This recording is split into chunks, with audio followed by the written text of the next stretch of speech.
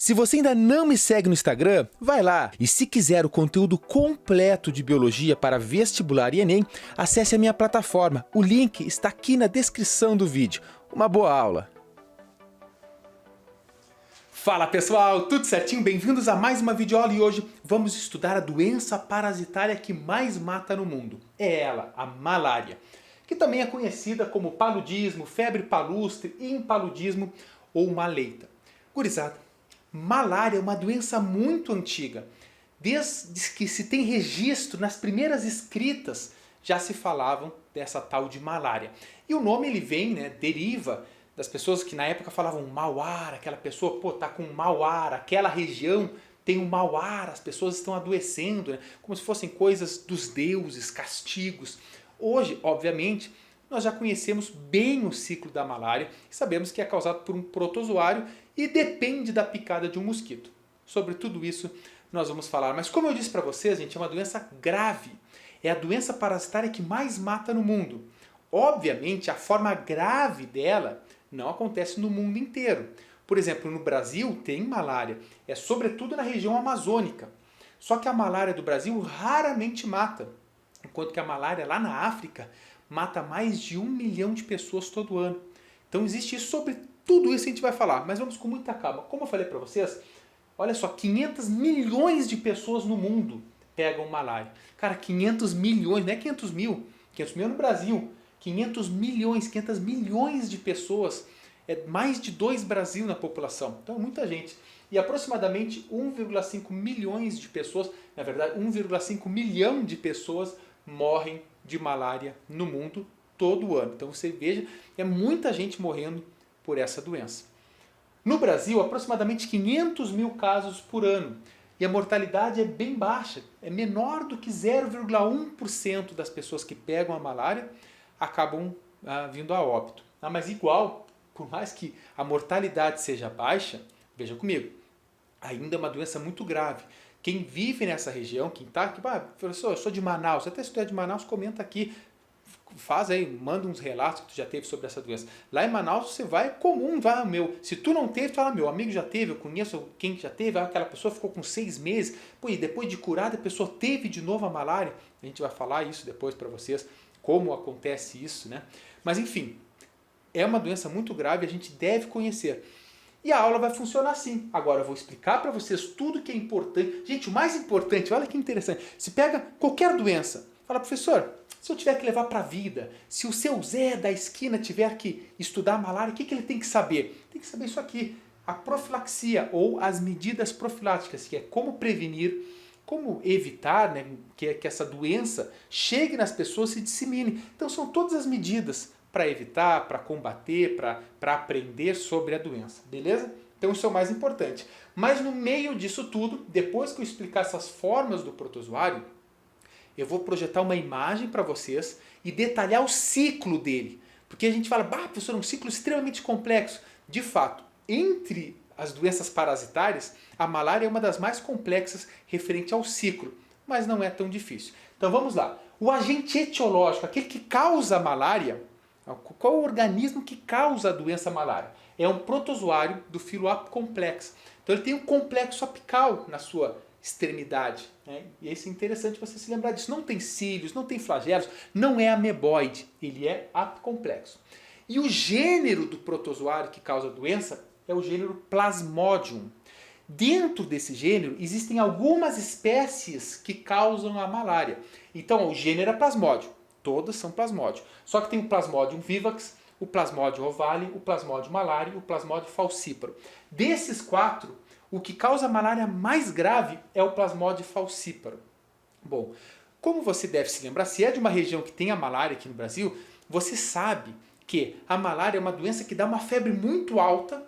De repente tu no outro dia tá sem doença, sem febre, tô curado e tal. Passa 3 dias, no terceiro dia, febre de novo de 41. Depois tu cura e assim vai. É uma febre intermitente, um dos principais sintomas que o médico, que veio aí em Manaus, por exemplo, tem um hospital tropical. Se chega com esses sintomas, o médico já sabe, depois só vai confirmar, obviamente, com exames, mas já sabe que se trata de malária. Então, se essa febre ocorrer de 3 em 3 dias, a gente chama de terçã, que ela é terçã benigna, tanto vivax quanto ovário dá a febre terçã benigna. Ou seja, é uma febre que não vai piorar o quadro do paciente gravemente, não vai se tornar grave, raríssimos os casos. Então eles chamam de terçã benigna. A febre aconteceu hoje, depois no terceiro dia de novo, depois mais 3 dias de novo. Vocês vão entender por que isso acontece no ciclo do parasita. Beleza? Tem o plasmodium malariae, que dá a febre quartã benigna, ou seja, de vez de ser de 3 em 3 dias, é de 4 em 4 dias. Só que também é benigna, não vai evoluir de uma forma muito grave, a não ser em raros casos. E aí sim, o plasmodium falciparum dá a febre terçã maligna. Por que a gente fala maligna? Porque realmente a febre, além de ser muito alta, muito grave, o quadro clínico do paciente, da pessoa que está doente, piora e pode levar a óbito. Então essa aqui, gente, é a malária grave. No Brasil, essas que acontecem. A Plasmodium falciparum vai sobretudo lá no continente africano e lá que a maioria dessas mortes acontece lá no continente africano, pega um pouco da Ásia ali também. Beleza? Então, ok, isso aqui é importante você, porque tem gente que fala assim, quem é que causa a malária? É um vírus? Não, é um protozoário, grave essa informação. Aí, esse protozoário, para ele completar o ciclo de vida dele, para ter um ciclo completo, ele depende de 2 hospedeiros. Nesse caso, a gente fala que o ciclo é heteroxeno. Tem o hospedeiro definitivo e tem o hospedeiro intermediário. Veja bem, no caso deste protozoário, o hospedeiro intermediário somos nós. Normalmente a gente estuda e fala, nós somos o definitivo e tem uma outra espécie que é intermediária. Não, aqui nós somos o hospedeiro intermediário. Por quê? Quando esse plasmódio, esse protozoário está dentro do nosso corpo, tomara que nunca esteja, né? Mas quando ele está dentro do nosso corpo, ele está se multiplicando assexuadamente. Não está fazendo troca de material genético. Por isso nós somos o hospedeiro intermediário ou, também nesse caso, o hospedeiro vertebrado. Né? Lembre-se, você é vertebrado. Enquanto que o hospedeiro definitivo é o invertebrado, que é o mosquito. Logo, dentro do mosquito, o protozoário, independentemente da espécie, está se multiplicando de forma sexuada, ou seja, está trocando material genético. Está fazendo ali do mosquitinho um motelzinho. Então vamos lá. O mosquito, que é o vetor, que faz parte do ciclo da malária, é do gênero Anopheles. Gente, são várias espécies do gênero Anopheles. Anopheles. Hoje está difícil, pessoal. Acho que eu tomei pouca água. São várias espécies do gênero Anopheles que transmitem a malária, que transmitem estes protozoários aqui. O principal, veja, que tem aqui no Brasil, é o Anopheles darling. Esse é o principal vetor da malária. Tá? Ele também é chamado de mosquito prego, porque quando ele está em cima da pele da pessoa, ele fica empinadinho, parece que é um prego, assim, louco para dar uma martelada. Por isso que também é chamado de mosquito prego. Tá? Então lembre-se desse gênero. Olha, informações importantes que a gente está falando até aqui, porque a gente tem que organizar o nosso raciocínio. A malária é uma doença grave causada por um protozoário do gênero Plasmodium, de diferentes espécies, e transmitido por um vetor mosquito do gênero Anopheles. Infelizmente, esses nomes vocês têm que saber. Não tem como escapar, porque uma prova vai te cobrar. Certo? Vai ter, não adianta, amizade. Eu sei que é chato, mas tem que saber. Aí tem a transmissão. Como é que se dá a transmissão? A principal delas é via vetorial. O vetor, que eu falei para vocês, é o mosquito. O Anopheles, ele pica uma pessoa, o Anopheles se contamina, vai para outra pessoa, depois de alguns dias pica essa outra pessoa e transmite. É muito importante você se ligar aqui que quem pica, o mosquito que pica é o mosquito fêmea. Fala, professor, como assim mosquito macho? Não, gente, os mosquitos são predominantemente fitófagos. Se alimenta de seiva, de néctar, de substâncias açucaradas de plantas. Só que quando eles acasalam, a fêmea agora tem uma missão muito grande, as fêmeas grávidas, né, de que é amadurecer todos aqueles ovos fecundados, todos os embriões têm que amadurecer. E para isso ela precisa de muita proteína. Por isso, quando a fêmea está grávida, ela vai procurar uma pessoa ou um outro vertebrado para sugar o sangue. Então, se tem um mosquito no teu braço, no teu rosto, saiba que é uma mosquitinha. Isso é interessante, sabe? É um mosquito, mas se uma prova cobrar, você tem que saber isso também. Beleza? Então, a picada do Anopheles, né, do mosquito fêmea Anopheles. Isso esse é o principal meio de transmissão. Tem a transmissão congênita, como sobretudo quando a mãe está grávida e pega a malária, pode passar, né, para a criança. tem a transmissão transfusional. Imagina que você vai receber sangue. Ah, meu sangue é A positivo, vou receber de um outro sangue e tal, só que aquele sangue está vindo com protozoário. Põe para dentro o protozoário que pegou a malária. Outra também é para o transplante de órgãos. Se você receber um órgão de uma pessoa que estava com malária, obviamente você vai ficar com malária também, certo? Aí o período de incubação, tomei muito chimarrão hoje. O período de incubação varia entre 12 e 30 dias. Por que tem tanta variação? Porque existem espécies diferentes. Então, se dentro da mesma espécie já tem uma variação de acordo com o organismo, com a resposta imunológica da pessoa, claro que espécies diferentes podem gerar tempo de incubação diferente, por isso varia. E aí, gente, vem a parte mais chata da aula, assim, que são essas formas morfológicas, a morfologia do protozoário. Porque olha só, é a mesma espécie, independentemente dessa espécie, imagina que é uma mesma espécie. Vamos pegar como exemplo o Plasmodium falciparum.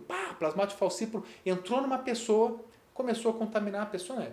Na verdade, a pessoa agora está doente, e ele vai passar por uma série de transformações no corpo da pessoa e depois no mosquito.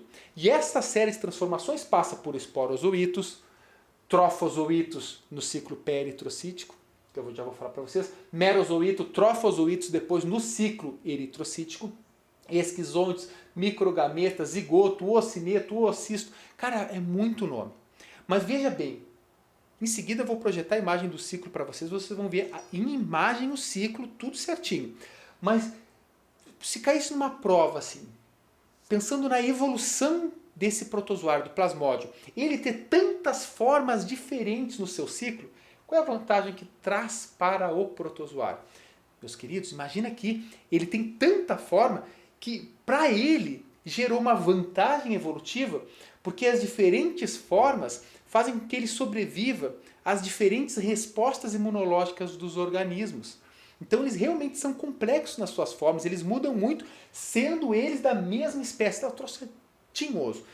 Eu vou em seguida mostrar para vocês o ciclo, toda a imagem, vocês vão entender cada um dos passos. Então agora eu vou só explicar o que são os esporozoítos, o principal de cada uma dessas formas. E depois, quando você estiver vendo a imagem do ciclo, você vai acompanhar a forma deles e onde está, qual é a parte, a partir de um, qual é o outro que surge, direitinho, aí sim na imagem lá. Mas aqui então, o esporozoíto é a forma do protozoário que entra, que sai da glândula salivar do mosquito e entra na nossa corrente sanguínea. Então podemos dizer que é a forma infectante para nós. Eles são alongados e possuem esse complexo apical, filopo complexa, né? Então eles possuem esse complexo apical. Depois, quando eles entram nos nossos hepatócitos, nas células do nosso fígado, eles se transformam em trofozoítos. Lembre-se que os trofozoítos eles têm a forma de trofozoíto no ciclo pré-eritrocítico, ou seja, na fase do fígado, e depois tem o trofozoíto também na fase das hemácias. Já vou falar para vocês. Nessa fase aqui, eles estão dentro dos hepatócitos e também eles vão perder o complexo apical. Então eles entraram, já estão lá dentro, não precisa mais do complexo apical.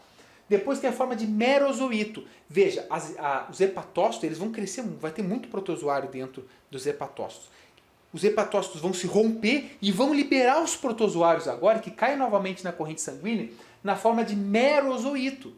Os merozoítos eles só têm a capacidade de invadir uma célula. Eles invadem as hemácias. Então eles vão sair assim e falar, cara, hemácia, quero hemácia. Então eles vão cair na corrente sanguínea procurando desesperadamente as hemácias. E eles vão conseguir se ligar em proteínas da membrana da hemácia e vão conseguir invadir as células. Lembra que as hemácias são chamadas também de glóbulos vermelhos ou de eritrócitos. Então enquanto que esses trofozoítos estavam no ciclo pré-eritrocítico, agora vem os próximos trofozoítos no ciclo das hemácias, ou seja, o ciclo eritrocítico. Vocês vão entender na imagem, não se assustem, eu sei que é muito nome, mas em seguida já vou projetar a imagem para vocês.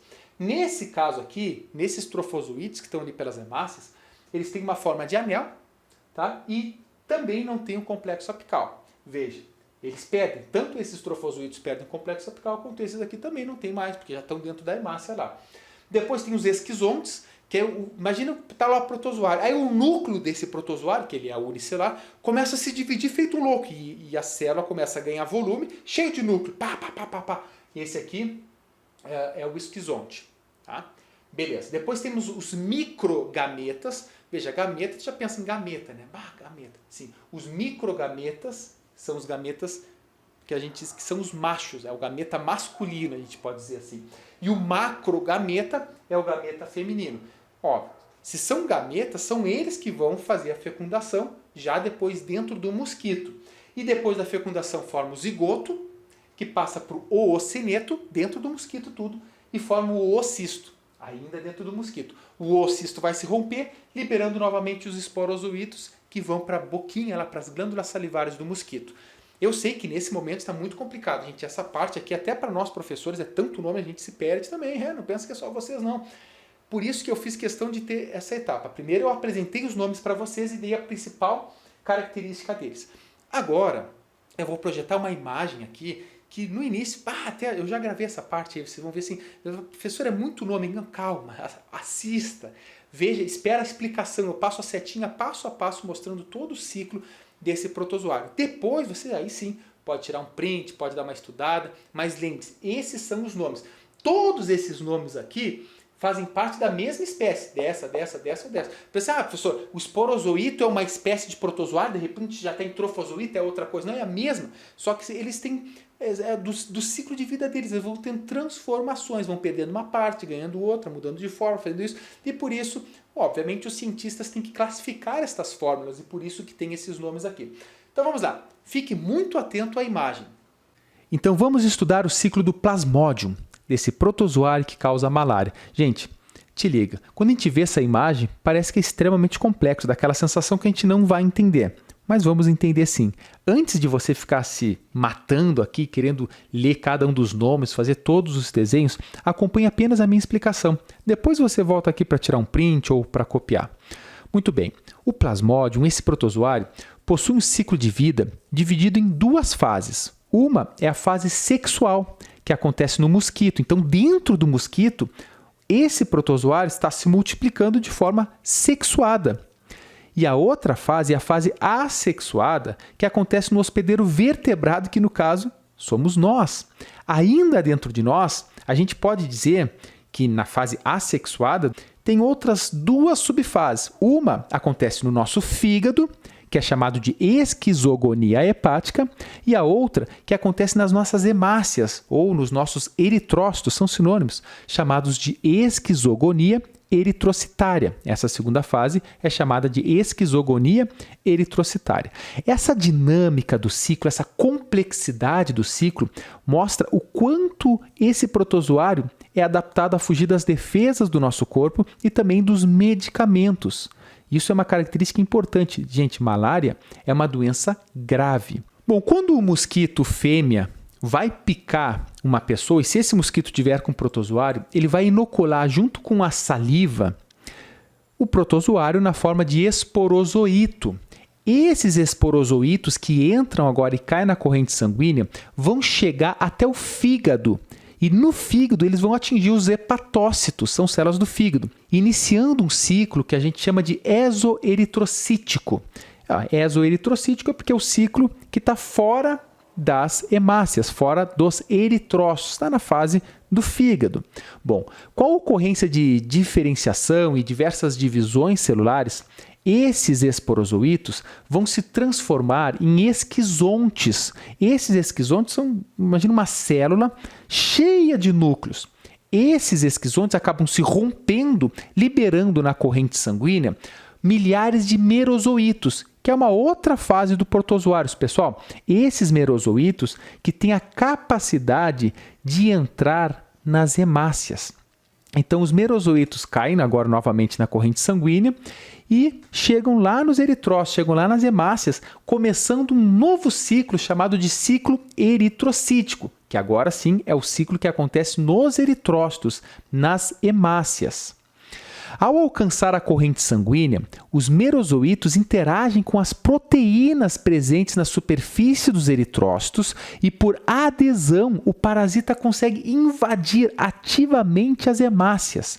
Após a invasão das hemácias, esses merozoítos se desenvolvem em trofozoítos e estes dão origem a esquizontes por meio de múltiplas divisões nucleares. Novos merozoítos são formados no interior dos esquizontes e são liberados agora pela ruptura ruptura destes, dando início a uma nova etapa de invasão de eritrócitos. Então está voltando aqui para as hemácias, para os eritrócitos, e completando o ciclo assexuado do parasito. Agora, alguns trofozoítos passam por um desenvolvimento diferenciado, resultando, nesse caso, na formação das células sexuais especializadas, que vão ter que entrar no mosquito ali.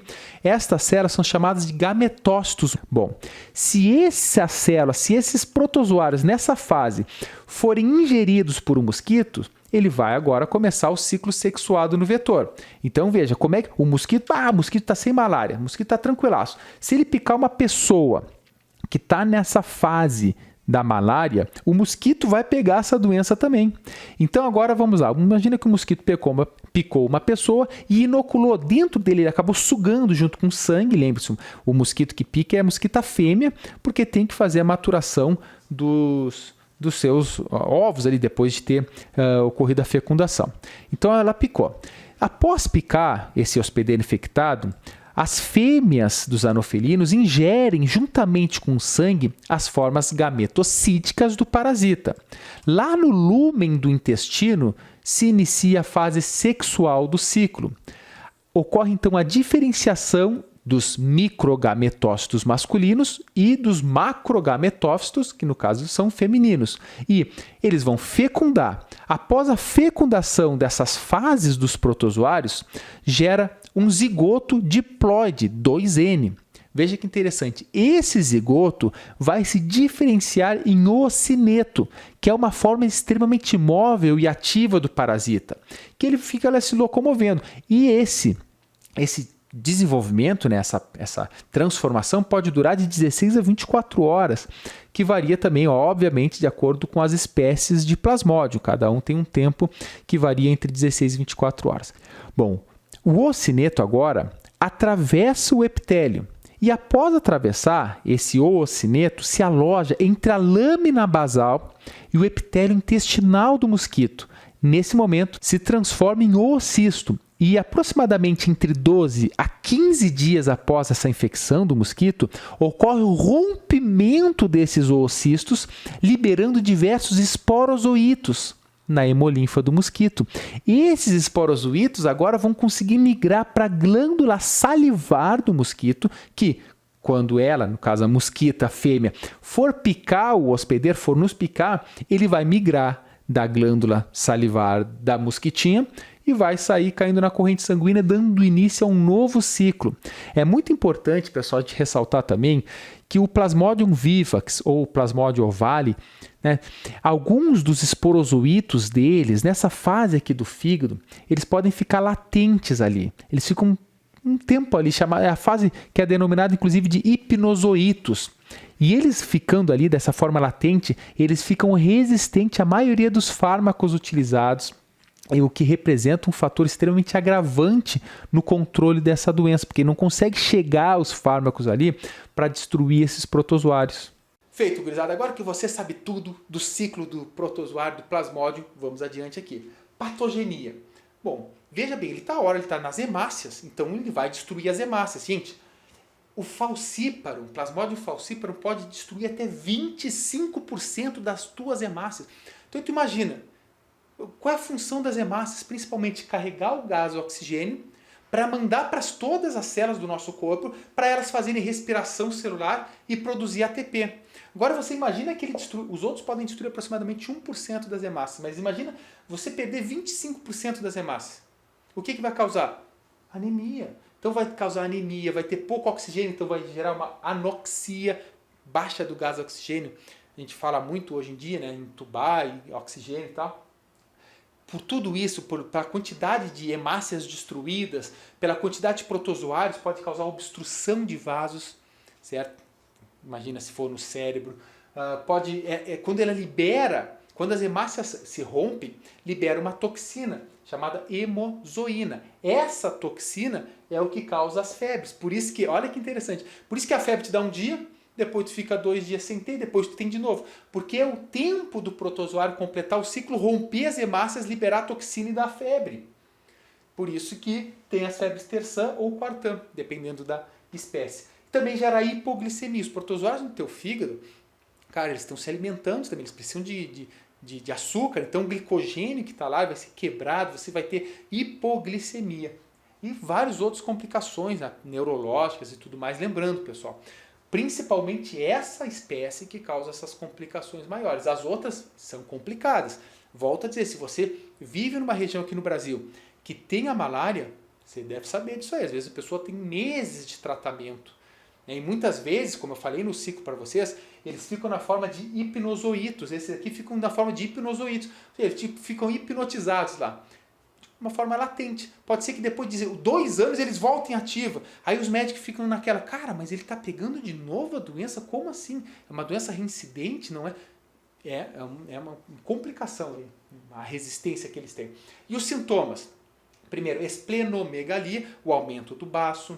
Tem febre intermitente, a febre 41 graus, no outro dia tu está bem. Passa alguns 2, 3 dias, depois sobe de novo e fica assim, essa febre intermitente. Dá um mal-estar generalizado, calafrios, suores, a pessoa sua muito, imagina, sintoma de febre alto, dor de cabeça, cefaleia, a pessoa fica apavorada, vômitos, diarreias, porque tu imagina, eles estão liberando toxinas no teu sangue, são muitos protozoários.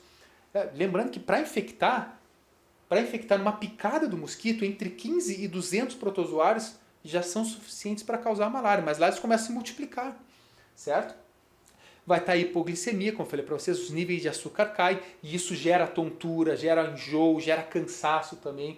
Pode estar convulsão, né, convulsões, pode até inclusive entrar em coma. Lembrando que essas formas mais graves, novamente, é associada ao falcíparo na grande maioria dos casos. E aí vamos lá, quais são as medidas profiláticas? A profilaxia, como é que eu previno? Eu não quero pegar malária, como é que eu... Gente, é bem complicado, porque o anófilis, ele não é um mosquito que nem o Culex, que a gente, vamos virar tampinhas, garrafas e combater. Não, ele está na mata, é um mosquito muito mais difícil de combater.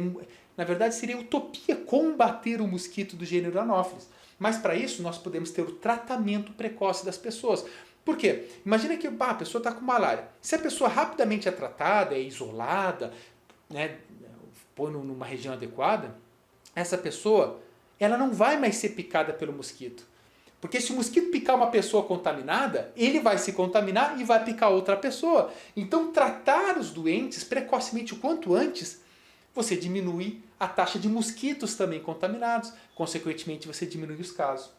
Fazer exames em massa na população para confirmar se está com malária ou não.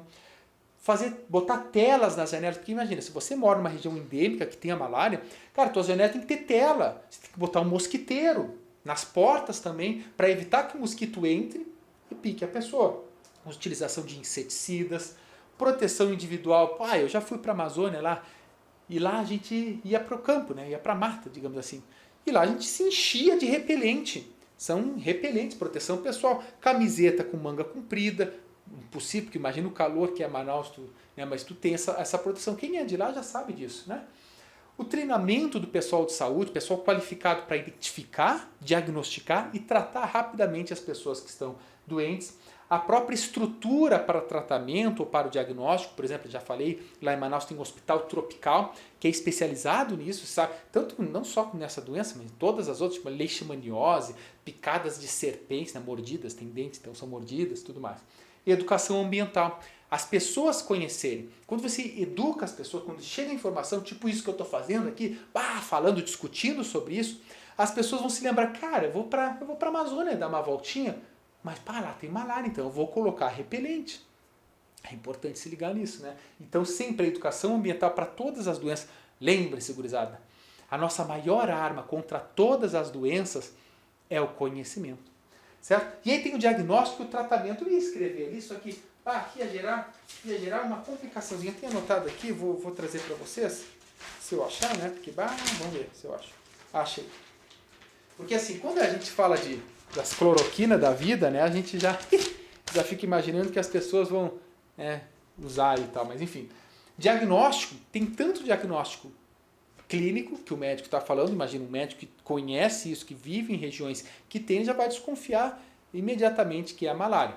E depois você faz a confirmação com o diagnóstico laboratorial, que daí tem o esfregaço, né? Eles pegam um pouquinho de sangue, esfregam, vendo enxerga no protozoário no microscópio ali facilmente. E tem também alguns testes rápidos que podem não ser tão precisos, mas eles identificam também anticorpos e tudo mais. O tratamento, pessoal, aí sim, a gente se discute muito sobre a tal da cloroquina, né? A gente fala muito sobre ela. Neste caso aqui, ele é aconselhado. Todo medicamento, veja bem, todo medicamento tem um efeito colateral. Quando você toma um medicamento para dor de cabeça, você imagina, estou com uma dorzinha aqui, então eu vou tomar um remédio para dor de cabeça. Tu acha que ele vai atuar só aqui? Não, ele atua no corpo inteiro. Então todo medicamento tem um efeito colateral. Quem recomenda, quem vai dar receita, vai falar para você tomar um medicamento, é o seu médico, é orientado pelo farmacêutico. Então profissionais na área de saúde que são habilitados para isso. Tá? Então se ele recomendar, é porque geralmente você tem assim, ó, um remédio tem os seus benefícios e tem seus malefícios. Você põe na balança. Se os benefícios forem maiores que os malefícios, você toma esse medicamento. Se não, não. Então, nesse caso, esse medicamento é indicado. Tá? Tem também primaquina, né, para outras formas, mefloquina, quinina, artemisinina e outros medicamentos que são utilizados para combater. Então tem tratamento, tá, gente? Muito embora o tratamento seja longo, é difícil, porque tem formas diferentes. Olha quantas formas tem do protozoário aqui. Outra coisa que eu quero falar para vocês, para ela não ficar tão longa também, é que a minha dissertação de mestrado, a gente trabalhou com o Anopheles. A gente viu a distribuição atual e fizemos uma projeção, segundo os dados do IPCC, da projeção futura. Como é que esse mosquito estará distribuído no Brasil frente às mudanças climáticas daqui a 50, 60 anos que a gente fez. E, obviamente, eles podem se desenvolver em outras regiões. E aí a malária, que hoje é endêmica lá da região amazônica, pode ser que pegue o centro do Brasil, pegue outras regiões também, e aí se espalha ainda mais a doença pelo Brasil. Então, quem quiser ler a minha dissertação, seria uma honra. Eu vou deixar o link aqui também para vocês baixarem o PDF dela. 130 páginas quase aí, de muita escrita, muito amor, muita dedicação na minha época de mestrado. Quando eu acabei o mestrado, eu vim para a internet gravar aula. E sou muito feliz agora. Um dia, quem sabe, eu faço doutorado, mas meu doutorado provavelmente não vai ser com vetor da malária. Provavelmente vai ser com educação, com ensino, que hoje é a minha grande paixão. E quero também aqui falar o meu respeito total aos pesquisadores, à ciência, não só do Brasil, mas do mundo inteiro. Você imagina, pessoal, se a gente estivesse vivendo ainda na época que as pessoas falavam que quem pegava malária estava com mau ar, eram pessoas más, eram pessoas que exalavam coisas ruins. Pelo amor de Deus, né? Vamos mudar isso. Às vezes eu fico de saco cheio com algumas discussões aí da internet, mas a gente tem que falar sobre isso. Sabe por quê? Porque senão aqueles ratões de esgoto, eles saem falando de terra plana, falando que vacina causa autismo, e vai disseminando uma informação que é tão tosca. Fala, não, deixa eles lá, quem é que vai dar bola nisso? Passam 10 anos eles falando, vem uma nova geração aí representando e falando de causa autismo, não sei o que, terra plana, e o que acontece? A gente está ralado, para não falar outra palavra. Gente, um grande beijo, um grande abraço, e a gente se vê muito em breve nos próximos vídeos. Tchau, tchau.